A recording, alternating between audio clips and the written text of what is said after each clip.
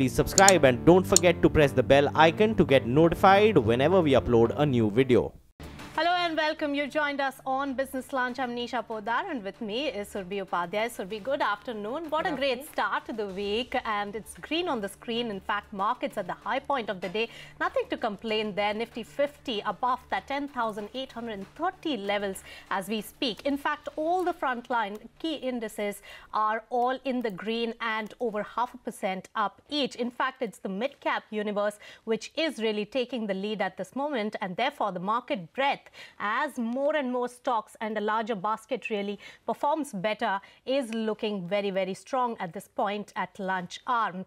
Well, some of the stocks which are really contributing the most, Reliance Industries is the top contributor, while Bharti Airtel is also performing very well, and it's really Power Grid which is really taking the sheen off at the moment, Surbhi. Okay, well, that's the market, and the good news is that we haven't seen the sellers come in. We're not alone, of course. Global markets overall are faring very, very well today, whether you're looking at Asian screens or European screens. It's really a global tide that's lifting all boats, and today we are choosing to be in step with what's happening in international markets. Barring mainland China, everything else in Asia is up, and most of the European markets are also tracking minor gains for the time being.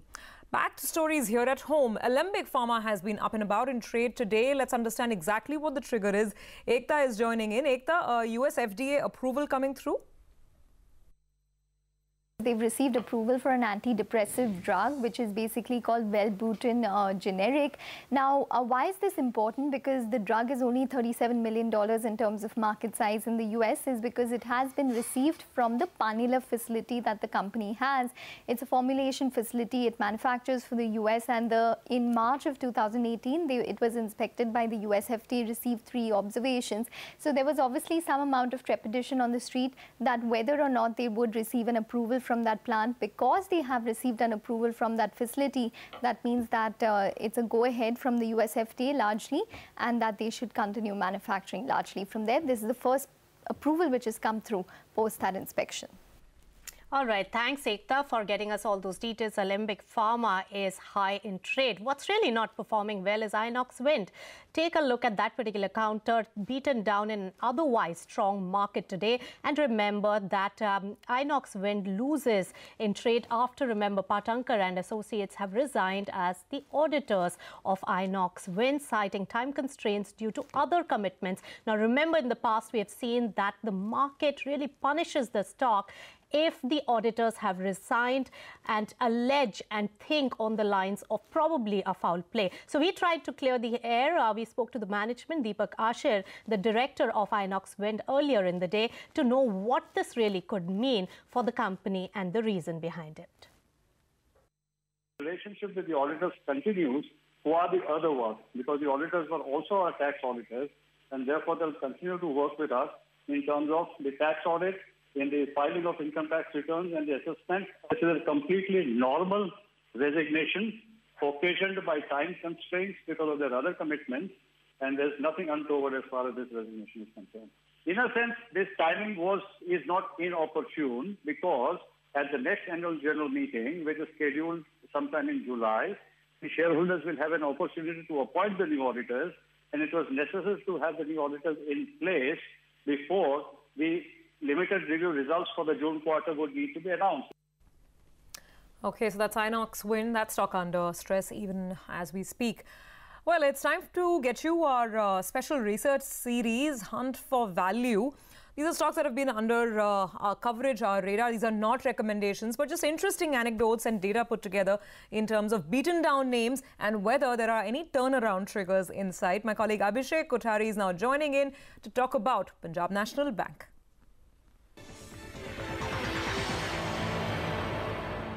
On my list is PNB. The stock has fallen about 49% in 2018, and it is down by 62% from its 52-week high that was made on 26th October 2017.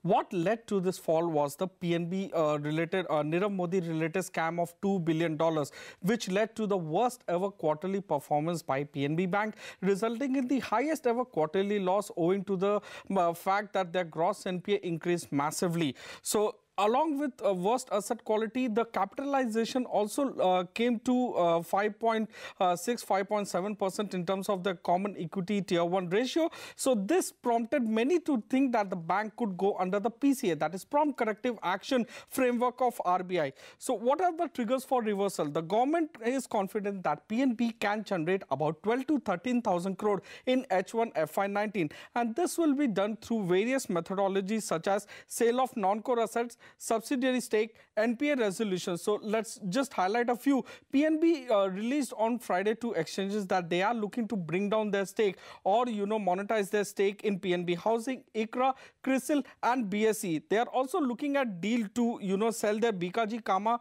headquarters for 1300 crores, which are at its final stages, and resolution in stress assets like Bhushan Steel and etc. For example, Bhushan Steel can release 900 crore into the balance sheet of PNB, which will lead to higher profitability. So resolution in stress assets will also lead to their profitability increasing. Most of the stress has been recognized in the P&L of PNB, and therefore the incremental stress in the balance sheet of PNB is the lowest that I've seen over the last 4 to 5 years. The mixed review coming in from brokerages. Morgan Stanley maintains a buy recommendation with a target price of 125. Kotak Securities has an ad rating with a target price of 90. Interestingly, Kotak Securities mentions that expect strong recovery and upgrades over the next few quarters, and medium-term outlook is less uncertain. While Nomura has a reduced rating with a target price of 75. So if you look at the peer comparison, if you take the top 5 PSU banks average price to book value, PNB is trading at a discount of 14% based on FY19 valuations and about 12% on an FY20 valuation. Standard disclaimer, this is not a stock recommendation, but just an analysis of where PNB stands as of now in terms of what led to the fall and what can revive. All right, thanks Abhishek, and take a look at the PNB stock as well. That is off the high point of the day, but still roaring ahead, 3.5% up. This is clearly not a stock recommendation, but clearly these are beaten down stocks which may have value at the lowest levels. The markets at the high point of the day, but we'll slip into a short breather and take it up on the markets when we return. And also up next, latest on the IDBI Federal Bank news. CNBC TV18 now learns that IDBI and Federal Bank failed to respond on critical prerequisites raised by Max Life on the deal. More on that when we return.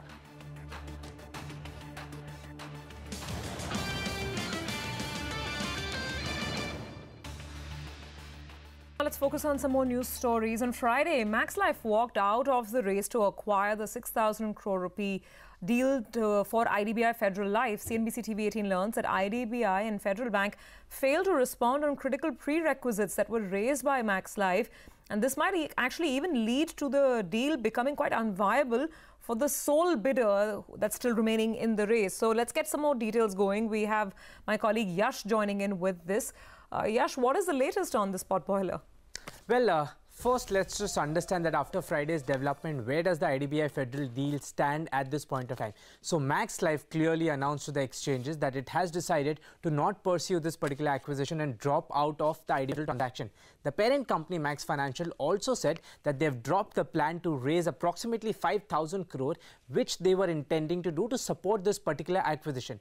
Why did Max really walk out of this particular transaction? We are given to understand that, of course, the company had laid down some prerequisites on the bancassurance front when it comes to moving forward with this particular acquisition. There was no reply from IDBI or Federal Bank on these particular the prerequisites which were set.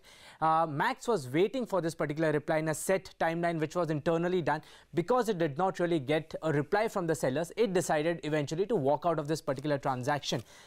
Do remember, Max's decision to walk out of IDBI Federal deal only leaves Aditya Birla Sun Life Insurance in this particular transaction, but also with a caveat that Aditya Birla Sun Life Insurance has placed similar sort of requisites when it comes to the acquisition. What are these requisites? On the bank assurance front, they want a 10-year exclusive bank assurance tie-up with the branches of IDBI Bank and Federal Bank, and of course, performance guarantees. Now, what I'm given to understand is that IDBI Bank and Federal Bank may not not be in a position to put these prerequisites on the paper in the form of an agreement. And if that indeed happens, then there is a high possibility that Aditya Birla Sun Life Insurance may also reconsider its decision when it comes to this acquisition, and this deal may hit a standstill point at this particular point of time.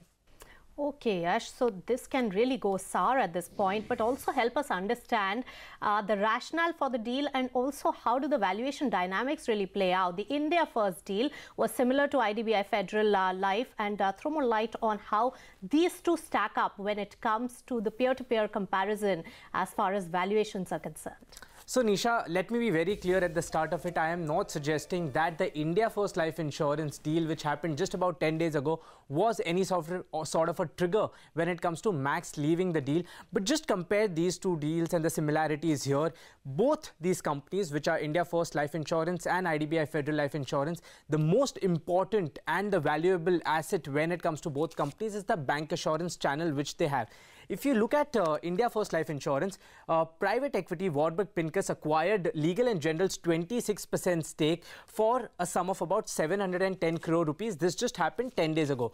Now, this transaction valued the company at around 2,700 crore. When we talk about the bank assurance front, India First Life Insurance has 8,000 bank branches of Bank of Baroda and Andhra Bank. So, which means the valuation of 2,700 crore for 8,000 bank branches. Now look at IDBI Federal Life Insurance deal.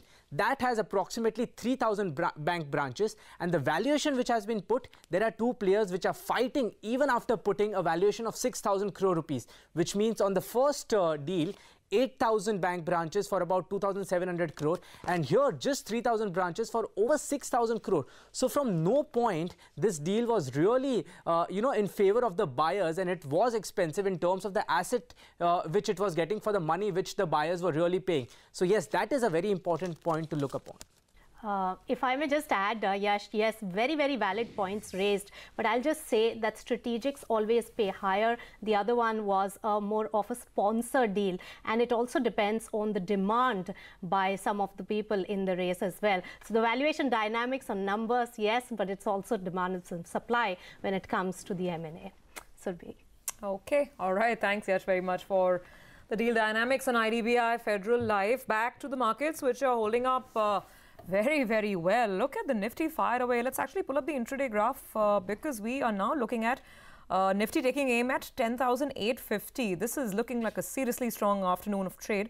In fact, if I just get to the movers and shakers, contributing to the gains, further contributing, I should say, the likes of Bajaj Finance, serious buying on that one, 52-week high and counting. 3% up move on Bajaj Finance. That's one of the major stocks of the day. ITC and Lever are gaining some ground as well. And Pharma, in any case, I mean, the contribution from Reliance is very, very solid. And as I said, ITC is the other one that you need to take note of today. So it's a solid market. On that note, let's actually get you some more opinion as well. We caught up with Andrew Holland of Avendus Capital Alternate Strategies on the road ahead, and here's what he had to share with us. The macro is looking bad and the micro is looking better. But unfortunately, a lot of the market consensus for earnings for this current year was around 25% earnings growth, and that's being brought down to around 20 so far. We're at 15, and we think earnings will be again brought down.